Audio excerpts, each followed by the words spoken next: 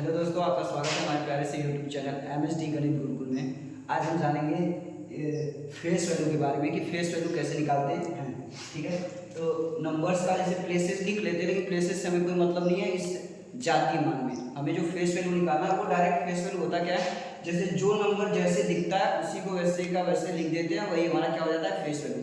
जैसे पहले प्लेसेस लिख लेते हैं, ये हमें पता होना जरूरी है क्योंकि इससे हम प्लेस वैल्यू निकाल सकते हैं। फेस वैल्यू से तो इसका कोई संबंध नहीं, लेकिन हम इससे प्लेस वैल्यू निकाल सकते हैं। तो वंस, टेंस, 100, 1000 हमने दो नंबर लिखा है तो दोनों नंबर का प्लेस लिख लेते हैं पहले। Ones, tens, 100, 1000। ठीक है, अब फेस वैल्यू बताना है। अब फेस वैल्यू आपको बताना है, मान लो 3 का बताना है। 3 का फेस वैल्यू 3 बोला मैंने पहले ही कि जैसे आपको ये नंबर दिखेगा, जिस तरीके से 3 है, 4 है, 5 है, 2 है, उसका वही आपका फेस वैल्यू हो जाता है। यानी 4 का 4 हो जाएगा आपका फेस वैल्यू। 2 है तो 2 का जातीय मान या फेस वैल्यू दोनों क्या हो जाएगा, 2 हो जाएगा। 5 है तो 5 का भी जातीय मान और प्लेस वैल्यू दोनों क्या होगा, 5 हो जाएगा।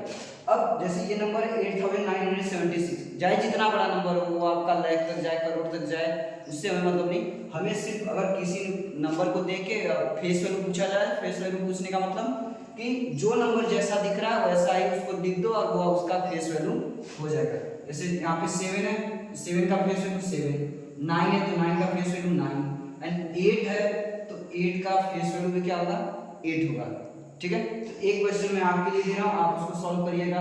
9832 मीन 9832, इसका फेस वैल्यू आप निकाल के कमेंट करिएगा।